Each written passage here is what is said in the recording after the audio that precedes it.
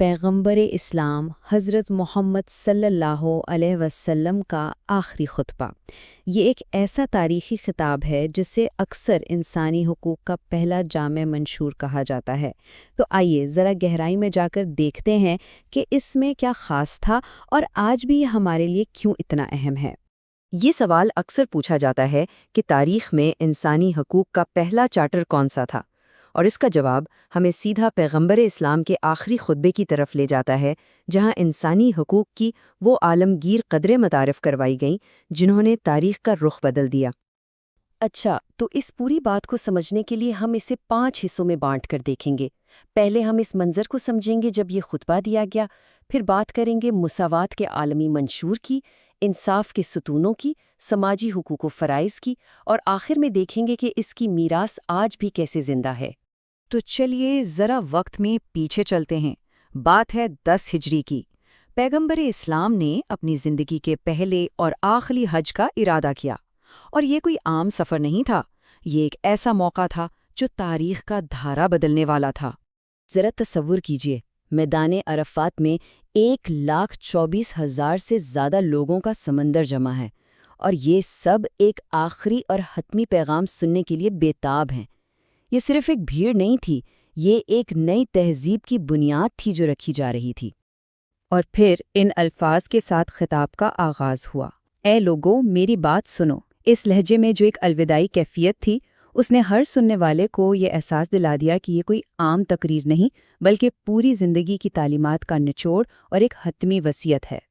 تو اب آتے ہیں اس خطبے کے اس حصے پر جسے اکثر سب سے انقلابی کہا جاتا ہے، یعنی انسانی مساوات کا وہ تصور جس نے ہر طرح کی اونچ نیچ کا ختم کر دیا۔ ذرا سوچیں، یہ وہ الفاظ تھے جنہوں نے نسل، رنگ اور قومیت کی بنیاد پر کھڑی تمام دیواریں گرا دیں۔ یہ صاف اعلان تھا کہ انسان کی اصل قدر اس کی جلد کے رنگ یا اس کی زبان سے نہیں، بلکہ صرف اس کے کردار اور اس کے عمل سے ہے۔ اس خطبے نے اس وقت کے سماجی ڈھانچے کی جڑیں ہلا دیں، یعنی صاف صاف کہہ دیا گیا کہ سب انسان آدم کی اولاد ہیں، اور آدم مٹی سے تھے، تو پھر غرور کس بات کا؟ قبائلی فخر کے پرانے دعوے سب ختم۔ اب عزت کا صرف ایک ہی معیار تھا، تقویٰ۔ لیکن بات صرف مساوات پر ختم نہیں ہوئی۔ یہ خطبہ تو ایک پورے معاشرے کا نقشہ پیش کر رہا تھا، ایک ایسا معاشرہ جس کی بنیاد انصاف اور تحفظ پر رکھی جانی تھی۔ تو ایک طرف تھا پرانا دور جسے دور جاہلیت کہا جاتا تھا، اور دوسری طرف تھی نئی اسلامی تعلیمات۔ فرق کیا تھا؟ جہاں پہلے خون کا بدلہ خون سے لیا جاتا تھا، اب وہاں زندگی کے تقدس اور معافی کا اصول تھا۔ جہاں سود یعنی ربا کے ذریعے غریبوں کا خون چوسا جاتا تھا، وہاں منصفانہ تجارت کا حکم تھا۔ پھر 3 چیزیں ایسی تھیں جنہیں آپ کہہ سکتے ہیں کہ ہمیشہ کے لیے مقدس اور ناقابل تسخیر قرار دے دیا گیا: ہر انسان کی جان، اس کا مال اور اس کی عزت۔ اور یہ صرف مسلمانوں کے لیے نہیں، بلکہ تمام انسانوں کے لیے تھا۔ اور یہ جو اصول ہے نا، انفرادی جواب دہی کا، یہ آج کے تمام جدید قانونی نظاموں کی بنیاد ہے۔ یعنی جرم کوئی کرے اور سزا کسی اور کو ملے، ایسا نہیں چلے گا۔ ہر شخص صرف اپنے کیے کا ذمہ دار ہے۔ اچھا، مساوات اور انصاف کے بعد بات آتی ہے سماجی ڈھانچے کی، یعنی معاشرے میں لوگوں کے ایک دوسرے پر کیا حقوق ہے اور کیا ذمہ داریاں ہیں۔ یہ خطبہ اس پر بھی تفصیل سے بات کرتا ہے۔ یہاں دیکھیں، رشتے کو ایک پارٹنرشپ کے طور پر پیش کیا گیا۔